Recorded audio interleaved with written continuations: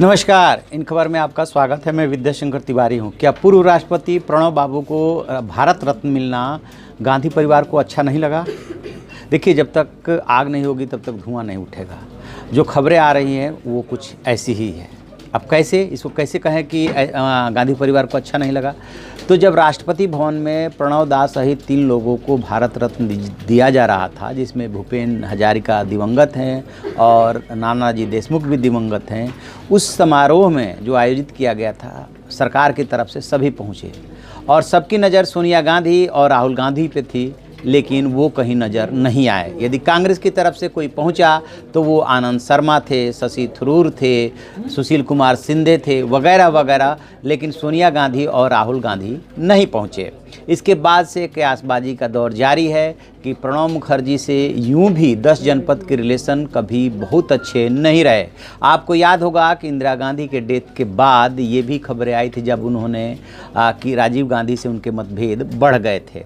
बाद के दिनों में थोड़े संबंध सुधरे, लेकिन उनके मन में हमेशा ये बात रही, जो उनके इर्द गिर्द के लोग हैं वो बताते रहे हैं कि उनकी इच्छा प्रधानमंत्री बनने की थी, लेकिन उन्हें प्रधानमंत्री न बना करके मनमोहन सिंह को प्रधानमंत्री बनाया गया और उनको उनके मंत्रिमंडल में रख दिया गया, जिसको लेकर के प्रधानमंत्री मनमोहन सिंह को भी काम करने में काफ़ी दिक्कत हुई।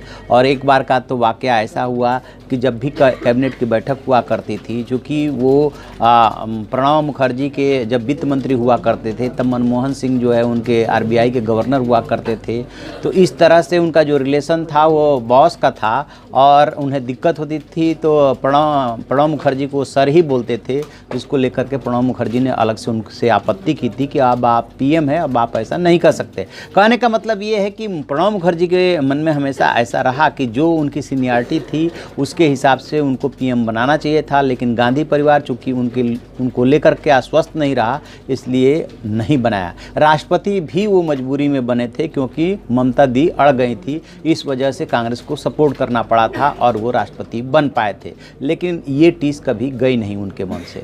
पिछले साल यानी कि 2018 में जब वो आरएसएस के कार्यालय गए, तब भी कांग्रेस की तरफ से आपको याद होगा पी चिदम्बरम और कई नेताओं ने उन पे वार किए थे और उनके वहाँ जाने को लेकर के भी किंतु परंतु लगाया गया था, सवाल उठाए गए थे। बाद में जब ये देखा गया कि प्रणब मुखर्जी नहीं मानेंगे, जाएंगे, तब ये कहा गया कि जा कर के वो अपनी बात रखें, अपना पक्ष रखें और संघ को आईना दिखाएं। खैर, प्रणब बाबू गए, उस समय वहाँ पे उन्होंने अपनी बात रखी, संघ को भी से भी 2 टूक बात करने की उन्होंने कोशिश की, लेकिन तभी से ये बात जुड़ने लगी थी कि आखिरकार प्रणब मुखर्जी आरएसएस के मुख्यालय क्यों गए। और ये भी बात आने लगी थी कि प्रधानमंत्री नरेंद्र मोदी से उनके बहुत अच्छे रिश्ते हैं, तो फिर क्या इसका इनाम मिलेगा।